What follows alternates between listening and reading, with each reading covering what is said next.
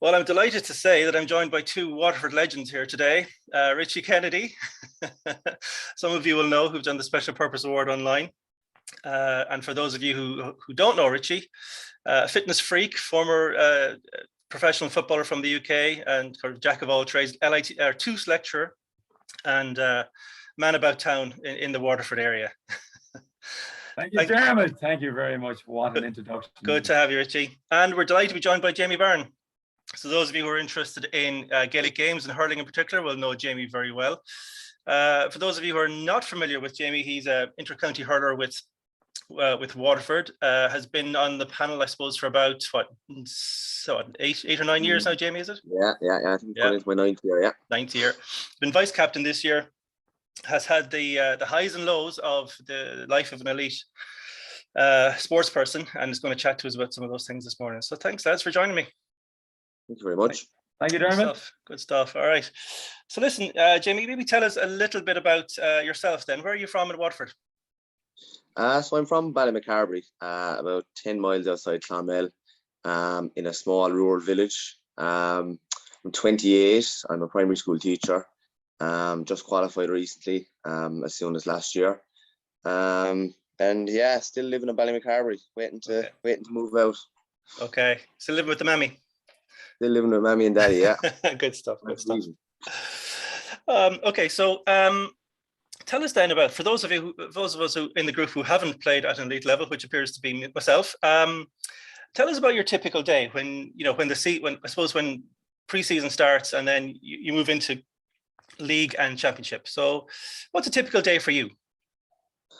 So a typical Tuesday, we'll say, would be a training day. So probably get up around 20 to 8, have breakfast, which would be obviously my porridge and whatever. I'd have my lunch probably prepped the night before, because I know I'm going to have a busy day. Probably not going to come back to my house until around 10:30 or 11 o'clock the following night, after leaving at 8:15 that morning.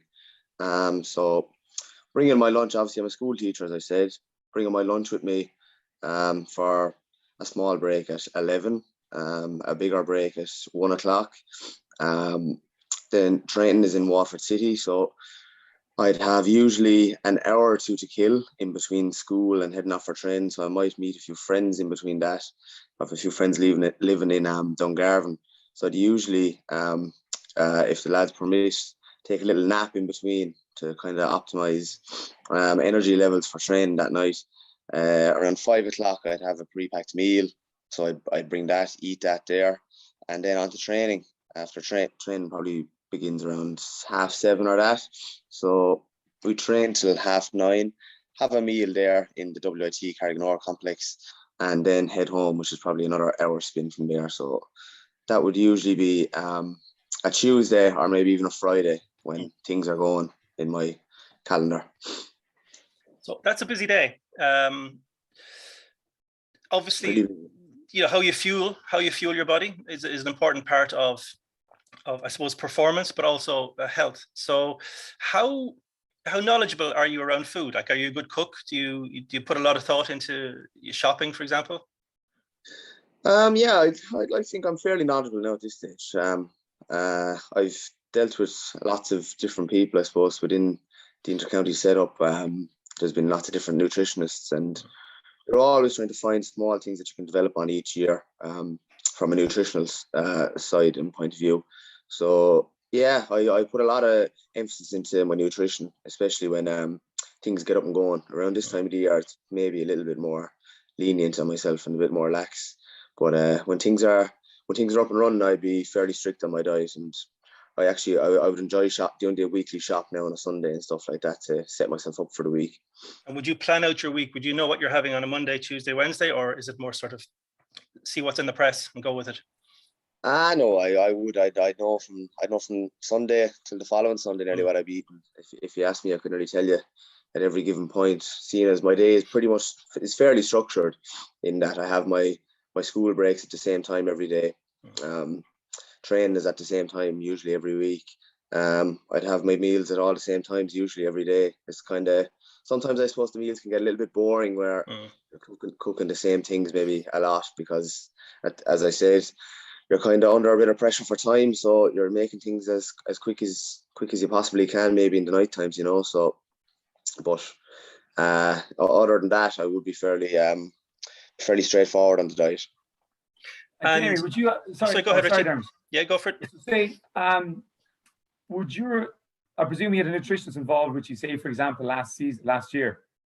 Yeah. And would that nutritionist then, would they check in with you to see, for example, you know, ask you to keep a food diary for a week or a couple of days, ask you maybe how your energy levels are, how you've been feeling, you know, as a response to training and stuff? Or would they kind of just come in really the start of the year and go, listen, lads, this is kind of the types of foods you should be eating for before and after games and training, and kind of leave you off in your own way? Or would it be kind of regular checks over the course of the weeks and the months of a training schedule? So last year we actually got a new nutritionist. So first of all, she kind of she said she'd have a Zoom call. Obviously it was during the lockdown, so it was she left us kind of gather our own diary for a week in the lead up to the Zoom call. So then chatted with her, told her the sort of things we were eating, and then she kind of assessed that, looked at our body weight, looked at our positions within the team, and seeing what kind of amounts of energy you'd be expending, let's say, in a match or in a training. And she kind of altered it all towards each individual person. It's not a one size fits all. Then obviously she's very accessible all the time. Any questions, any new supplements out that you think might be of benefit to you, you just get onto her straight away and she'll give you all the relevant information on that. Food wise, she'll give you plans for, let's say, nice healthy meals that don't take too long to cook, but they're very nutritious and very tasty, I suppose, as well. Something I'd probably lack in my diet. But she's always checking in, always trying to see where you're at. If energy levels are low, she'll tell you something, maybe a quick thing you could have at, I don't know, a certain time in the day, which will get you prepped for training and give you a little bit more energy. And so it's all to do with trying to get little gains out of yourself. Everyone's trying to diet, I suppose, and everyone's trying to get the most out of themselves. And if you can find something small that helps you along the way and checking in with a nutritionist to help, then so be it. I think it's all has to be done. I'm interested in, Jamie, during the off season, right? If you get an off season, I don't know if you even do, but maybe around Christmas, I presume you wouldn't be quite as strict then with your diet and hydration. And if that's the case, do you feel it? Like, do you notice it in your body? Oh, totally. Yeah. I think kind of in a way, when you're so strict on yourself for so long during the year, I think any small setback, such as going out for a few pints during the day, you mightn't feel right until the Wednesday or the Thursday. By feel right, I mean you're groggy and you're not yourself, and you want to go to the gym or you want to go for a walk, but things are made so much harder by just a little setback, such as alcohol or maybe dieting bad and stuff like that. So I think it just shows the more you get into the fitness side of things and the well-being side of things, the more you get a setback such as alcohol, say, for example, it really does throw you off. So you're kind of a few days trying to get back on track then, to get back to what you are, to get you back to that happy place, I suppose. That might be age as well, Jamie, you know, you're hitting 28, 29 now, you know. Maybe it's that now as well.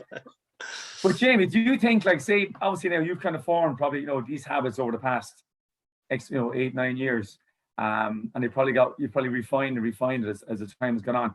Do you think, say, the day you hang up your boots and you finish playing, say, inter-county or even club hurling football, do you think this will be something that you'll, you know, maybe not to the same degree, that you'll maintain throughout the course of maybe the rest of your life? Or do you feel like, you know, like sometimes you see with some of the professional soccer players, that once they've finished, boom, they down tools, and you see them before someone heavier within about 12 months? No, I think for me anyway, I'll definitely keep it up. Just for your own mindset and your own health and well-being, especially as we talk about now. It's just, I couldn't really imagine going or putting on a bit of weight, but not even that, but not just feeling good and vibrant in yourself. You know, I think there's sometimes where you don't want to go training. Let's say last night we trained and it was obviously hectic weather conditions and stuff like that, but the minute you've it done, you're happy again. You know, you're all day probably thinking about, God, do I really want to do this? Geez, I could just easily ring in, be sick, and watch Netflix on the couch for the night. But the minute you've it done, you're happy again and you're delighted you've it done, you know. So it's just something that you have to continue on. I think if you want to get the most out of yourself, keep your energy levels high, and that'll just benefit you in all walks of life going forward. It's interesting that I think we were kind of chatting before you came online, Jamie. We were talking about motivation and commitment. So where does that come from for you? Like, why don't you call in? Why don't you just say, look, this is, I could be doing so many other things with my Thursday evening than going running around a muddy field with a bunch of lads. Where does that commitment come from, or where does that motivation come from for you?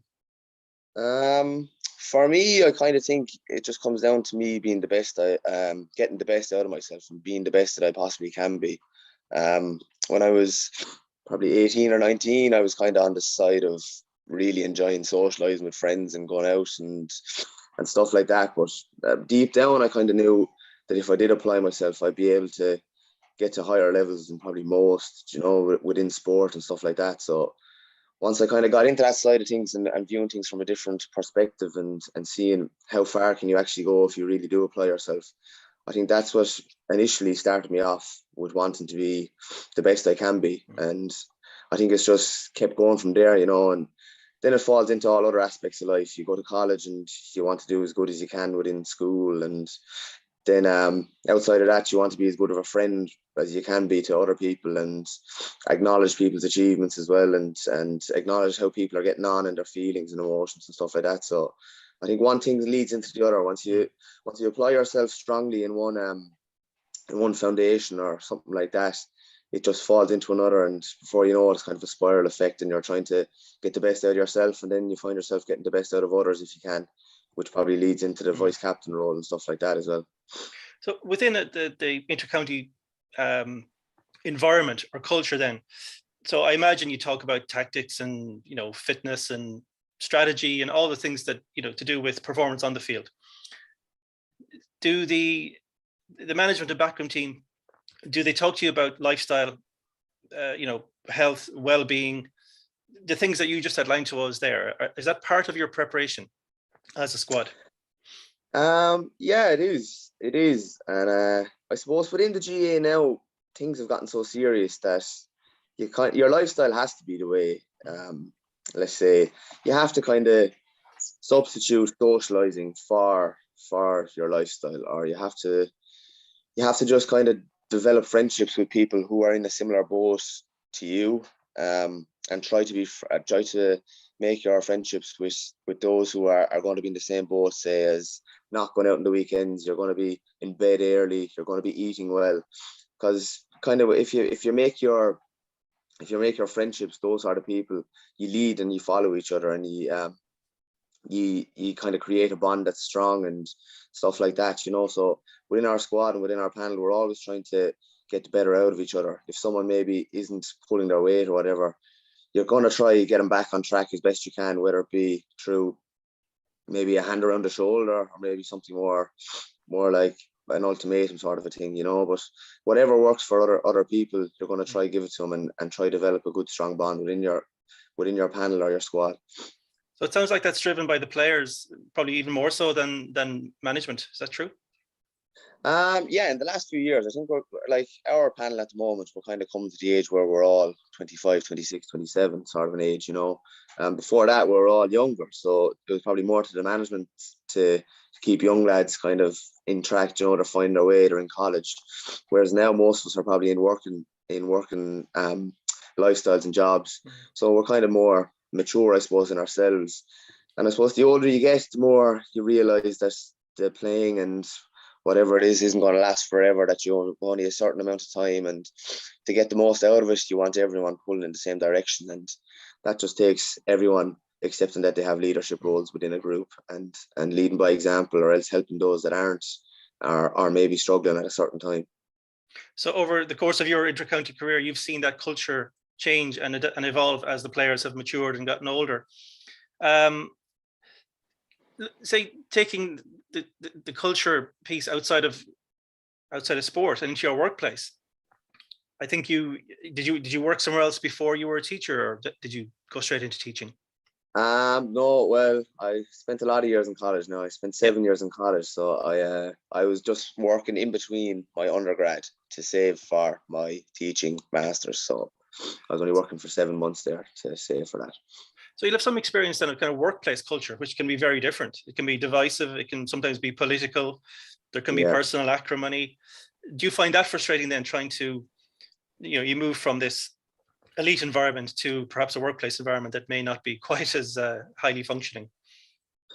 Yeah, I suppose in the workplace, a lot of people have a lot of opinions, and a lot of people can feel that they're being hard done.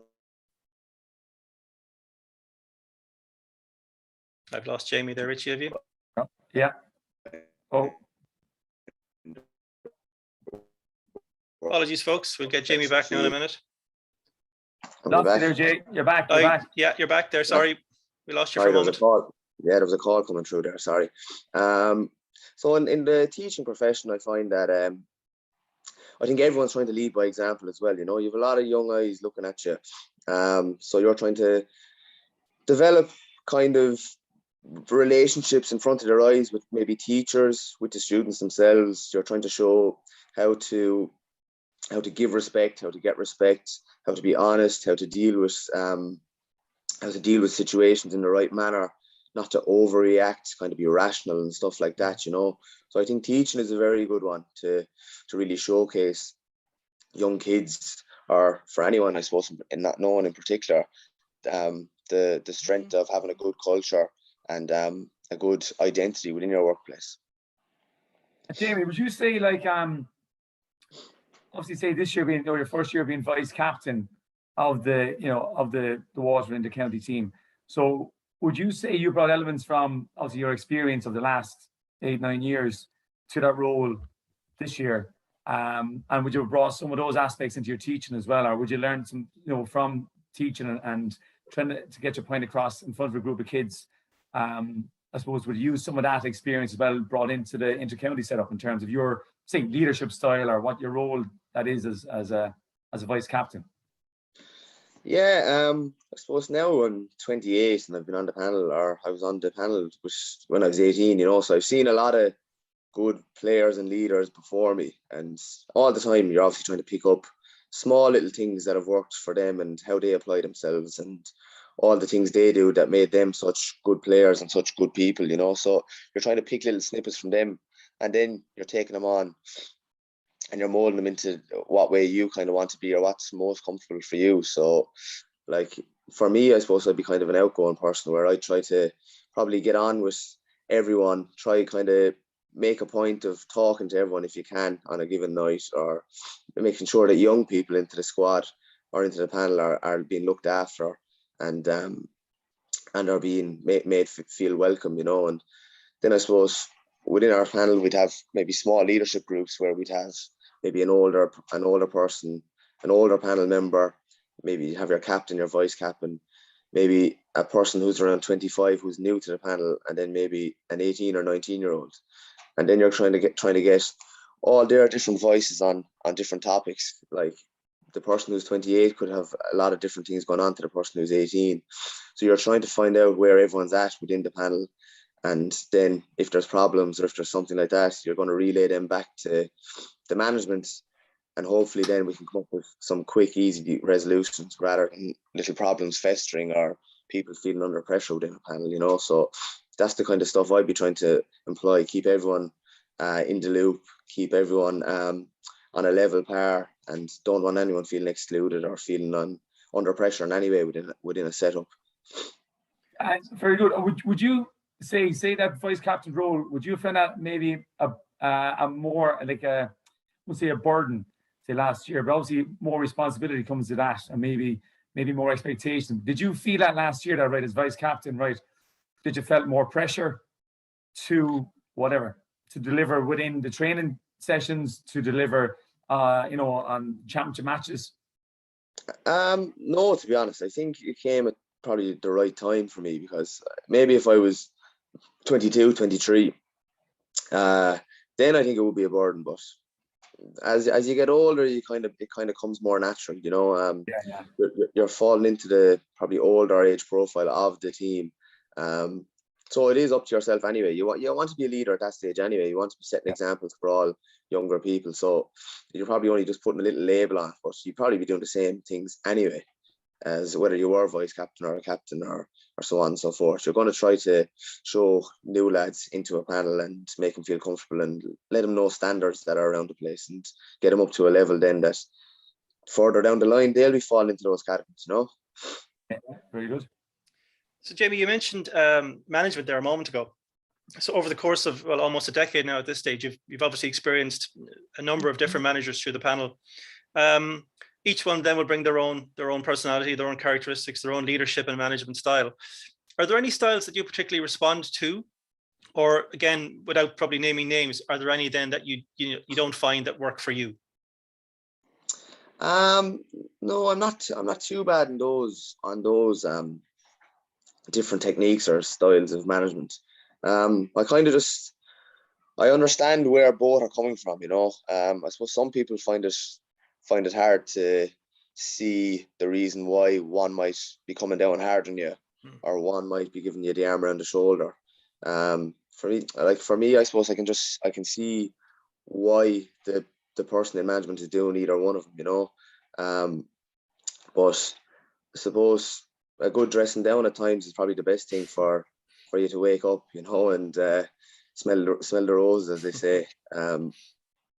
Either one, I suppose. It's nice then again, on the other hand, for someone to tell you you're good, or you're able to do this, you're able to do that, and other people can't do this, and stuff like that as well. You know, it's nice to get that sort of compliment at times, but I suppose deep down you know yourself that standards are there to be met, and if you're not meeting them, you are going to get a bit of slack off management, and that's just the way it is in any profession or any team.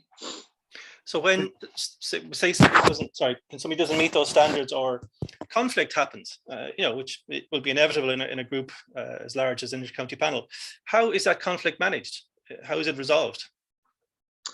So as I said there, sometimes we'd have our leadership group, and we might have 5 or 6 in that. And how I explained, we'd assess situations and try to deal with them that way.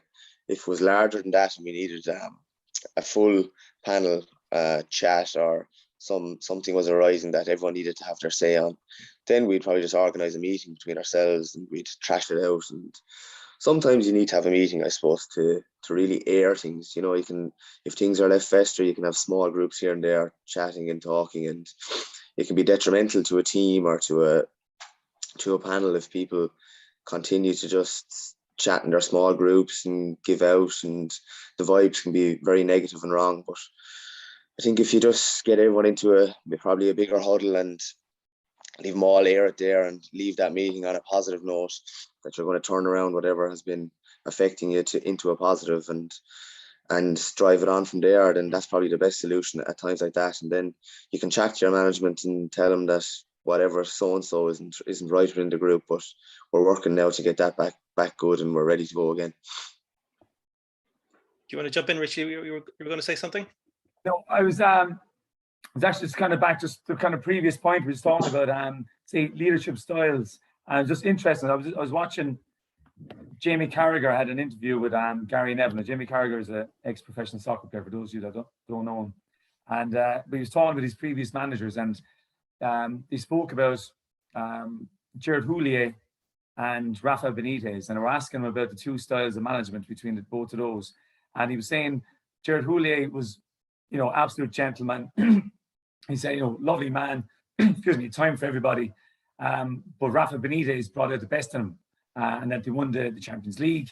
And he was kind of relentless in his standards. But what he felt Rafa Benitez was that even if you win the Champions League and you have some great success, he never really acknowledged how well you've done. Never put his arm around and said, "Hey, Jamie, well done. You've come so far in the last 4 years." And he said at times, even though, okay, we're all high performers, elite athletes, excuse me, and we're all going for the one goal of success. But there comes a point where you need acknowledgement for what you've done. That kind of sense of reassurance that the manager is behind you, that he acknowledges and appreciates what you do. And he said it was kind of missing that. He said if you take a bit of Houllier, a bit of Benitez, he said you would have the perfect manager. Now look, you could say that about anyone, management or players, whatever. But I just think was interesting that they did have, because Benitez does come across as a quite kind of a cold character. But even I think at the very least, even though they won the Champions League, for Jamie Carragher, kind of like a father figure, if Benitez said to him, "Hey, Jamie, well played," that would have been, would have felt so much more to him, So yeah, just go back to saying about the managerial styles, and like you will always have the different types of characters and personalities when it comes to management. I think deep down we all want to be acknowledged for what we've done. Even could be a training session, the little thing to go, "Hey, listen, Jamie, well played last night," or someone's going through a tough time in work, in college, or struggling with assignments, or someone just to go ask them how they are. "Hey, how's things going? How did that go last week?" I think those kind of non-agenda based kind of conversations, I think it can have a huge impact on individuals getting about their day-to-day life, I feel, anyway. Yeah, 100%. And as a Man United fan, it's big of you to bring up the Liverpool Champions League win. I think we need Rafa Benitez. Yeah, probably. So listen, Jamie, at the start there, you outlined a typical kind of Tuesday for you, or typical training day. So for those of us who are not at that level, it sounds pretty exhausting. Mentally, does it take its toll? And I'm thinking about, the constant need to peak for performance, the disappointments that come. I don't want to go over, matches that you've lost in the past, but every sports person, there's been days where things haven't kind of gone your way. So mentally, how does that affect you, and how do you deal with it? Dealing with setbacks, is it? Well, so dealing with the day-to-day toll that it takes on your body, and then dealing with the setbacks as well. The big losses, the high, the losses that come, on national television, where everybody's got an opinion of what Jamie Barron did do, didn't do, should have done. Everybody's got an opinion on you. That must be hard to kind of to deal with. Yeah, I suppose just going on the day-to-day life and the daily toll that it all takes. I think it's something you kind of just get used to. You kind of get used to anything. And I find nearly when you stop going from minute to minute, rushing around, you nearly get more tired and stuff like that. And this week now I've had a week off, and I just seem to be wrecked all week, doing nothing, But I think when you're going, you're constantly tuned in, and you're constantly thinking of the next little thing that I can do to help me out, let's say, in performance. Paul O'Connell, I think the Irish rugby player, said something. I was listening to a podcast recently. You can only win the match that's in front of your face. So that's just making all the correct little choices at every given moment during the day, to get you to the place where you can perform, or to the place where you can be held in high esteem by others. But that's something I took from a podcast recently. But on the other side of that, then I suppose dealing with setbacks, where you said losing on national television and stuff like that. I think there's just a process you kind of follow. It comes with experience, I suppose, as well. It's kind of, obviously at the time it's tough to take, and you've put so much into it, and it's not the result that you wanted or anything like that. But if you give it a day or two and you sit down and I'd reflect on it and see what went wrong, what might have been the causes that caused that to go wrong. So was it something in the week leading up to it that was different from my usual routine, or was it something small that might have thrown me the day of the game or something like that? So I'd assess all them things, reflect, and see is there anything I could find there. Then I'd probably just kind of bring it back to a different perspective and be thankful for being able to play the games, and be thankful for my family and my friends and the good life that I have. And then after that, I suppose it's kind of just more so get ready to get back at it now again. That might be 4 or 5 days afterwards, and there's a lot of healing you can do by just going back down to a pitch or a gym and exhausting yourself and burning yourself out again, and just getting that feeling again of really going at something. And look, it's just a process that I'd follow. It's not, I suppose, what everyone would follow, but it's something that works for me anyway, and it keeps me going from week to week and day to day, I suppose, essentially. And is that process sorry, go ahead, Richie. Yep. Yeah. Just talking about that process. Have you, or do you have this year, or did you have this year, or over the previous years, like, did you work with sports psychologists? We did a small bit now, not as much as we probably would have liked to do. Things were a bit hectic again with COVID and stuff like that, but we didn't get to do as much as we would have liked, I'd say now, Richie. Yeah, because it's funny, we gone back there many moons ago, going for the Welsh Cup final treble back in 2000, whatever, say 2002, 2003, right? The manager got in a sports psychologist and he'd worked with Arsenal. And basically, I always had this thing in my head that if I played a good game, I played a second good game, the third game is definitely going to be a bad game. I can't have 3 good games on the bounce. So anyway, I used to give the sports psychologist a lift in from the hotel into the training ground. So I said to him one morning, actually, I'm going to ask him this now. I said, Dave, listen, I had this thing in my head about if I have a good game, another good game, the next game is going to be bad. The next game kicks off and I have a bad touch, I give the ball away. And I think myself into having this unbelievably crap game. I said, it happens over and over and over again. He said, that's called a self-fulfilling prophecy. So basically the thoughts or the conversation that you allow to go on in your own head, you tend to play out in real life. And it was actually like a light bulb moment going, that makes a whole lot of sense.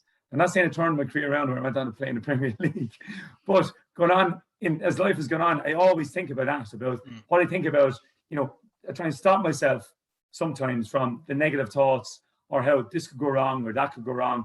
And instead of thinking about, look, actually, you know what, try and reverse it around a bit.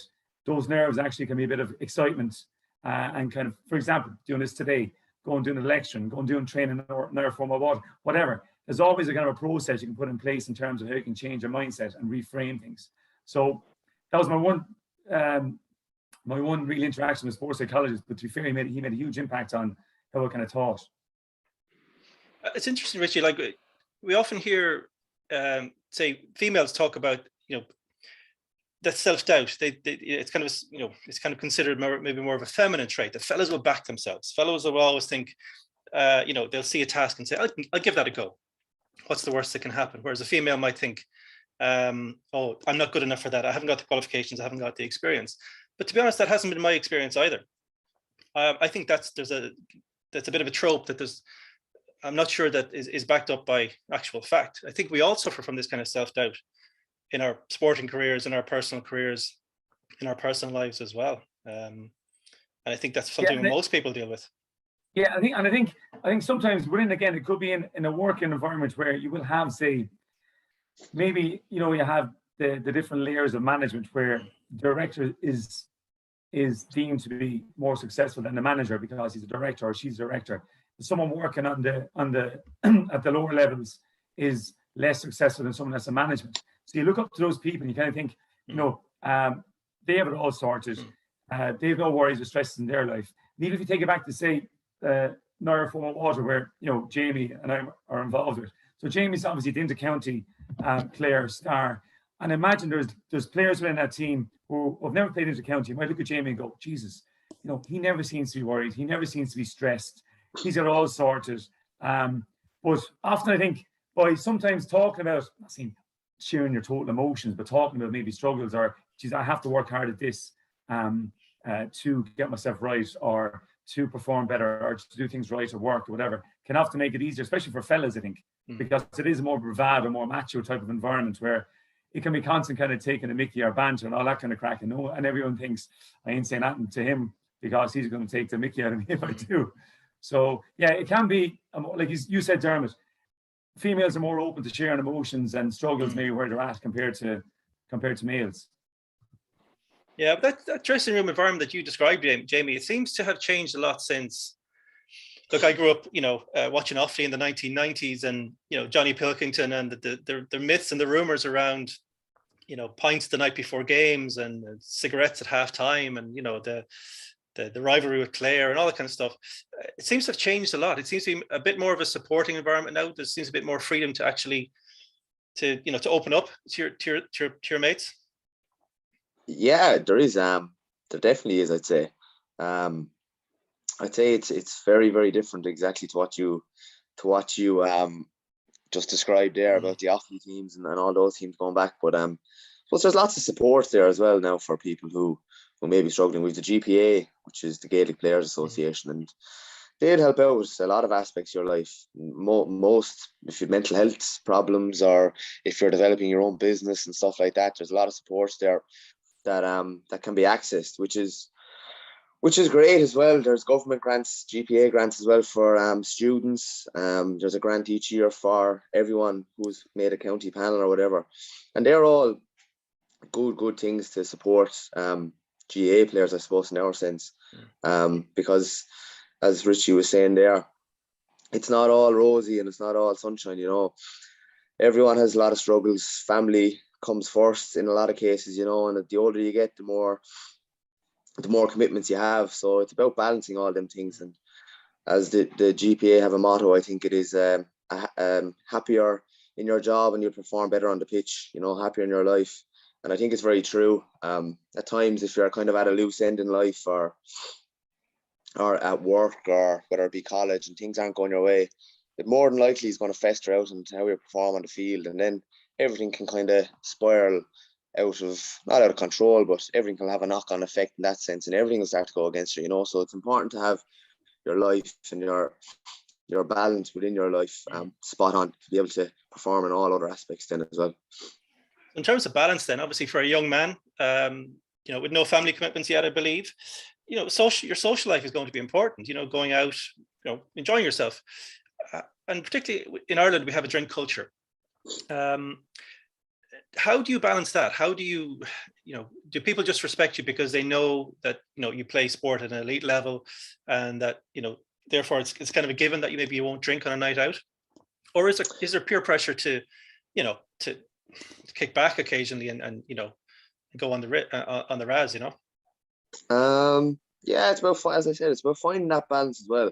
I wouldn't usually go out and not drink on night out. You know, I find that a bit difficult because, you know, people are drunk and talking and stuff like that. So I'd rather just avoid it rather than be out and not drinking or socializing, you know. But I'd always try to find then a time that you can go out and make sure to go out when time allows, because it's very important to stay in contact with all your friends and your family. They're the people, let's say on match day and stuff, that'll be texting you and looking out for you and texting you after games and stuff like that. So it's always good to give back when you can and be able to socialize and have those bonds. And there's nothing better than sitting down and having a good chat with a few close friends on a night out, you know. And it's about finding that balance as well. You don't want to overdo it and leave it affect your performance, which is probably one of your main focuses within your life, within your team environment. So as I said, you're correct. It's about finding that balance between giving the time to your friends and your family and then focusing on yourself as well when the time you need to be as well. Listen, that sounds good to me. Richie, are you happy with all that? Yeah, very good. Yeah. Very so good. listen, Yeah. we said we keep it to about half an hour. So you've been very good with your time, Jamie. We really appreciate it. No problem. It's been lovely chatting with you, and thanks for chatting to us this morning. Thanks very much. Thanks for having me, lads. No problem. Thanks, Jamie. Thank you, Dermot. Thanks. Thank you. Thanks, Jake.